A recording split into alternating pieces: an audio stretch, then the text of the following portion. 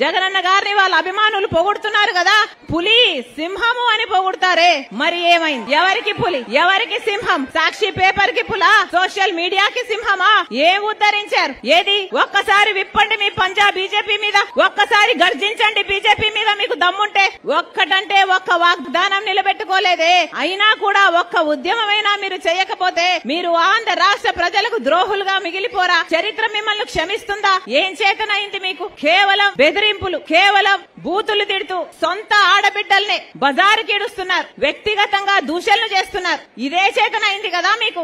మీకు పోలవరం సాధించడం చేతనైందా? మీకు స్పెషల్ స్టేటస్ సాధించడం చేతనైందా? మీకు రాజధాని సాధించడం చేతనైందా? మీకు పరిపాలన చేతనైందా? ఇది పాలన అంటారా? దిక్కుమాలిన పాలన అంటారా? ఇంకో వైపేమో చంద్రబాబు గారు అసెంబ్లీ సాక్షిగా పాలక పక్షం బీజేపీతో ఉన్న సంబంధాల వల్ల విభజన హామీలు మొత్తం అన్ని సాధించుకోగలిగాము, సమస్యలన్నీ పరిష్కరించుకోగలిగాము అని నిస్సిగ్గుగా అబద్దాలు చెప్తుంటే టీడీపీ పార్టీ ఒక్క మాటైనా మాట్లాడిందా? తెలుగుదేశం పార్టీ గురించి చూస్తున్నాం. చంద్రబాబు గారిని ఢిల్లీ వాళ్ళు పిలిచారట, ఈయన పరిగెత్తుకుంటూ పోయాడట. ఇది విచిత్రంగా లేదా? పోనీ పరిగెత్తుకుంటూ పోతే పోయాడు, పొత్తు పెట్టుకుంటే పెట్టుకున్నాడు. అయ్యా మాకు స్పెషల్ స్టేటస్ ఇస్తేనే మేము పొత్తు పెట్టుకుంటామని ఒక్క కండిషన్ అయినా పెట్టుకోలేకపోయాడా? అది లేదు. ఎందుకంటే ఆయనకు చిత్తశుద్ధి లేదు కాబట్టి. వాళ్ళు పిలిచారట, ఈయన పోయారట. పిలిస్తే పోవడానికి, ఆపుతే ఆగమనడానికి ఈయన ఆంధ్ర రాష్ట్ర ప్రజలకు ప్రతిపక్ష నాయకుడా లేకపోతే బీజేపీ కార్యకర్తనా? ఒక్కరికంటే ఒక్కరికన్నా ఇంగితం ఉందా? ఆంధ్ర రాష్ట్ర ప్రజలకు ప్రత్యేక హోదా అన్నది ఎంత ముఖ్యమో ఒక్కరికంటే ఒక్కరికైనా ఆంధ్ర రాష్ట్ర ప్రజల గురించి ఆలోచన ఉందా? ఒక్కరికి కూడా లేదు. అందుకే చెప్తున్నాం, ఈ రోజు ఆంధ్ర రాష్ట్ర ప్రజలందరూ కళ్ళు తెరవాల్సిన అవసరం ఉంది. మనకు ప్రత్యేక హోదా సంజీవిని లాంటిది. ప్రత్యేక హోదా రావాలన్నా, పోలవరం రావాలన్నా, రాజధాని రావాలన్నా ఒక్క కాంగ్రెస్ పార్టీతోనే సాధ్యం. మీరు తెలుగుదేశం పార్టీకి అవకాశం ఇచ్చి చూశారు, వైసీపీ పార్టీ జగన్మోహన్ రెడ్డి గారికి అవకాశం ఇచ్చి చూశారు. ఏ ఒక్కరు ప్రత్యేక హోదా కోసం పోరాటాలు చేయలేదు. ఏ ఒక్కరు ప్రత్యేక హోదా కోసమైనా, పోలవరం కోసమైనా, రాజధాని కోసమైనా 10 ఏళ్లుగా ఒక్కరంటే ఒక్కరు నిజమైన ఉద్యమం చేసింది లేదు. మరి ఇది దగా కాకపోతే దీన్ని ఏమంటారు? అందుకే చెప్తున్నా, కాంగ్రెస్ పార్టీ మీ పార్టీ, కాంగ్రెస్ పార్టీ రాజశేఖర్ రెడ్డి గారి పార్టీ, కాంగ్రెస్ పార్టీ మన పార్టీ. కాంగ్రెస్ పార్టీకి ఓటేద్దాం, ఆంధ్ర రాష్ట్ర హక్కులన్నీ సాధించుకుందాం. 10 సంవత్సరాలు అయిపోయింది. మన ఆంధ్ర రాష్ట్ర ప్రజల హక్కుల్లో ఒక్కటంటే ఒక్కటి కూడా సాధించుకోలేకపోయాం. కారణం, ముందు 5 ఏళ్లు చంద్రబాబు గారు ముఖ్యమంత్రిగా ఉన్నారు, ఇప్పుడు 5 ఏళ్లు జగనన్న గారు ముఖ్యమంత్రిగా ఉన్నారు. మనకు ప్రత్యేక హోదా ఎంత ముఖ్యమో ఇద్దరికీ తెలుసు. ప్రత్యేక హోదా లేకపోతే మన రాష్ట్రం అంధకారం లేకపోతుందని తెలుసు. ఆ రోజు చంద్రబాబు గారు చెప్పిన మాట, మాకు 15 సంవత్సరాలు ప్రత్యేక హోదా కావాలి అన్నారు. కానీ ముఖ్యమంత్రి అయినాక చంద్రబాబు గారు అదే బీజేపీ పార్టీతో పొత్తులు పెట్టుకున్నారు, వాళ్ళ కేబినెట్ మంత్రివర్గంలో భాగమయ్యారు. కానీ ప్రత్యేక హోదా గురించి ఒక్కటంటే ఒక్క నిజమైన ఉద్యమం చేయలేదు చంద్రబాబు గారు. ఆ రోజుల్లో చంద్రబాబు గారు ముఖ్యమంత్రిగా ఉంటే జగనన్న గారు ప్రతిపక్ష నాయకుడు. ఆ రోజు ప్రతిపక్ష నాయకుడిగా జగనన్న గారు ఎన్నో ఉద్యమాలు చేశాడు ప్రత్యేక హోదా కోసం. ఆ రోజు ప్రత్యేక హోదా జగనన్న గారు నిరాహార దీక్షలు కూడా చేశారు. ఆ రోజు జగనన్న గారు చెప్పిన మాట, ప్రత్యేక హోదా రావాలి అంటే మూకుమ్మడిగా రాజీనామాలు చేద్దాము అన్నారు. ప్రత్యేక హోదా ఎందుకు రాదో చూద్దాము అన్నారు జగనన్న గారు. తీరా ఎన్నికలు వచ్చాయి, జగనన్న గారు ముఖ్యమంత్రి అయ్యారు. ఇప్పుడు జగనన్న గారు ముఖ్యమంత్రి అయినాక ప్రత్యేక హోదా కోసం ఒక్కసారంటే ఒక్కసారైనా నిలబడ్డారా, మాట్లాడారా, బీజేపీని నిలదీశారా, ఒక్క నిజమైన ఉద్యమమైనా చేశారా అంటే ఒక్కటి కూడా చేయలేదు. ఒక్కసారి కూడా ప్రజల పక్షాన మాట్లాడలేదు. ఒక్కసారంటే ఒక్కసారైనా మూకుమ్మడిగా రాజీనామాలు చేద్దామన్న జగనన్న గారు ఇప్పుడు ఎందుకు రాజీనామాలు చేయడం లేదు? ఇప్పుడు అదే బీజేపీ పార్టీకి తొత్తులుగా మారారు. జగనన్న గారే కాదు, చంద్రబాబు గారు కూడా. ఇద్దరు దొందు దొందే. ఒకవైపు వైసీపీ, ఒకవైపు టీడీపీ, ఇద్దరిని పెట్టుకుని ఆడుతుంది బీజేపీ పార్టీ. ఆలోచన చేయండి. 10 సంవత్సరాలుగా గులాంగిరి చేశారే, 10 సంవత్సరాలుగా బీజేపీ పార్టీకి తొత్తులయ్యారే. పోనీ 10 సంవత్సరాలలో 10 వాగ్దానాలలో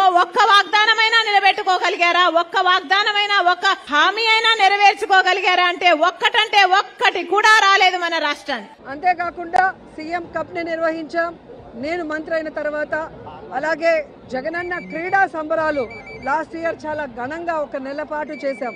అలాగే ఈ సంవత్సరం ఆడుదాం ఆంధ్రతో మొత్తం రాష్ట్రంలో ఉన్న క్రీడాకారులు, క్రీడల పట్ల ఆసక్తి ఉన్న అందరూ కూడా గ్రౌండ్లో అడుగుపెట్టి ఈరోజు హ్యాపీగా ఆడుకునే అవకాశాన్ని కూడా కల్పించినందుకు క్రీడా శాఖ ద్వారా అలాగే క్రీడాకారుల ద్వారా జగనన్నకి వీరందరి తరఫున కృతజ్ఞతలు తెలియజేసుకుంటున్నాను.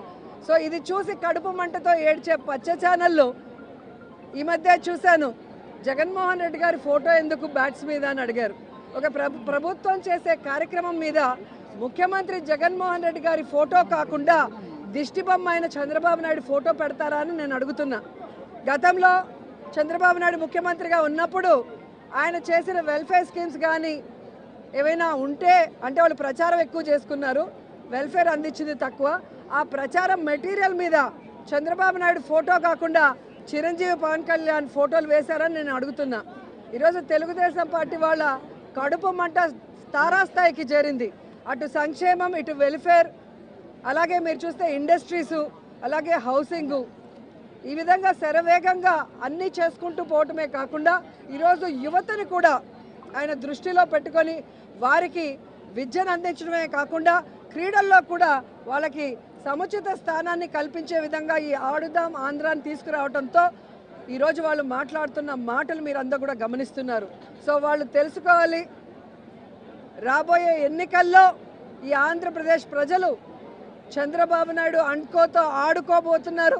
వీళ్ళందరినీ కూడా హైదరాబాద్ వరకు పారిపోయేలాగా తరిమి కొడతారని కూడా ఈ సందర్భంగా తెలియజేసుకుంటున్నాం. ప్రత్యేక హోదా, రైల్వే జోన్, తర్వాత విభజన హామీల కోసం జగన్మోహన్ రెడ్డి ప్రతిపక్షంలో ఉన్నప్పుడు చేసిన పోరాటం అధికారంలో వచ్చినప్పుడు చేయలేదని స్వయంగా షర్మిల గారు అంటున్నారు.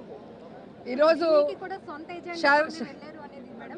షర్మిల గారు మాట్లాడేటప్పుడు ఒకసారి ఆవిడ ఇప్పుడు ఏ పార్టీలో ఉందో ఒకసారి గమనించాలి.